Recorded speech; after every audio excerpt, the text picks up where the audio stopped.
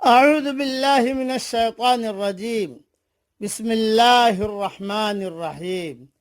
سورہ نوح مکہ مکرمہ میں نازل ہوئی۔ اس میں 28 آیتیں اور 2 رکوع ہیں۔ نازل ہونے کے اعتبار سے 71ویں نمبر پر ہے اور تلاوت کے اعتبار سے بھی 71ویں نمبر پر ہے، اور سورہ نحل کے بعد نازل ہوئی ہے۔ اِنَّا أَرْسَلْنَا نُوحًا إِلَىٰ قَوْمِهِ أَنْ أَنذِرْ قَوْمَكَ مِن قَبْلِ أَنْ يَأْتِيَهُمْ عَذَابٌ أَلِيمٌ۔ بے شک ہم نے نوح علیہ السلام کو ان کی قوم کی طرف رسول بنا کر بھیجا تھا کہ ایک دردناک عذاب کے آنے سے پہلے اپنی قوم کو اطلاع کر دو۔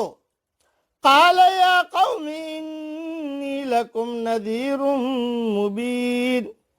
نوح علیہ السلام نے کہا، اے میری قوم، میں تم کو ایک صاف اطلاع دینے آیا ہوں۔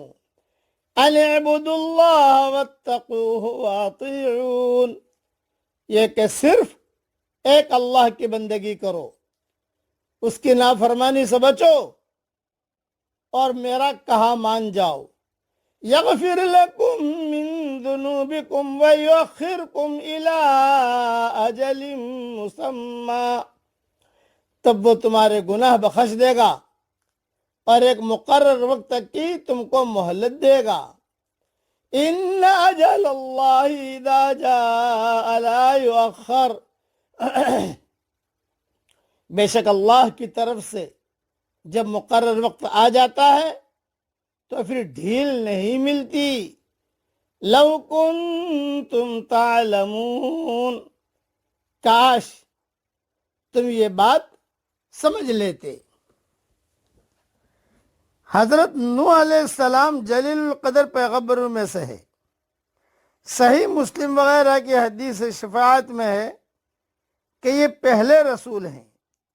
نیز کہا جاتا ہے کہ انہی کی قوم سے شرک کا آغاز ہوا، چنانچہ اللہ تعالیٰ نے انہیں اپنی قوم کی ہدایت کے لیے مبعوث فرمایا۔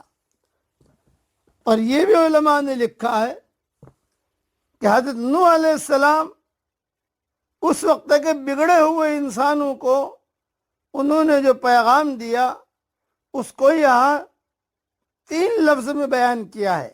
یہ میں شارٹ کر کے سمجھا رہا ہوں کہ 3 لفظ میں پیغام، جو پیغام ہے ان کا 3 لفظ میں بیان کیا گیا ہے۔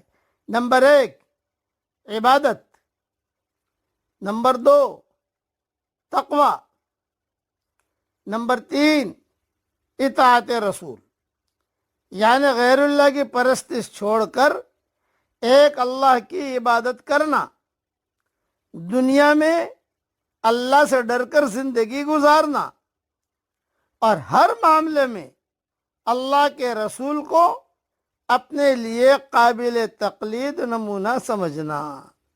یہی ہر زمانے میں تمام پیغمبروں کی اصل دعوت رہی ہے اور یہی خود قرآن کی اصل دعوت ہے۔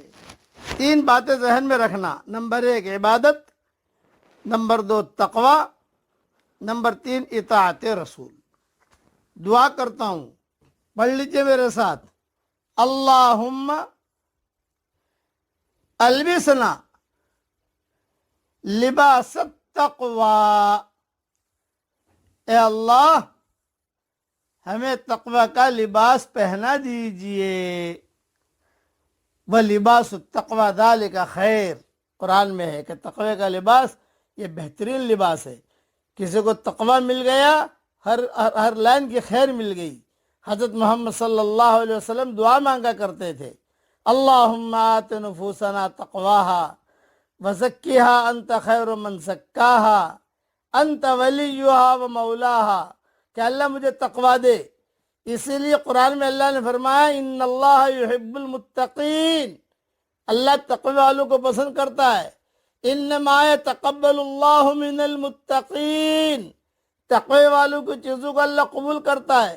اللہ نے یہ نہیں کہا نمازیوں کی چیزوں کو اللہ قبول کرتا ہے، حاجیوں کے عمل چیزوں کو اللہ قبول کرتا ہے، نہ، اس لیے کہ نمازیں دو قسم کی ہیں، قبول غیر مقبول، مقبول غیر مقبول، حج بھی دو قسم کا ہے، مقبول غیر مقبول، ہر عمل دو قسم کے ہیں، مقبول غیر مقبول، اعمال ایمانیہ، لیکن صفات ایمانیہ وہ ایک ہی قسم کا ہے، تقوی ایک ہی قسم کا، اور یہ ٹاپ ہے، جس کو تقوی مل گیا سمجھ لو گے ہر لائن کی خیر اسے مل گئی، اللہ اس کے ساتھ ہو گیا۔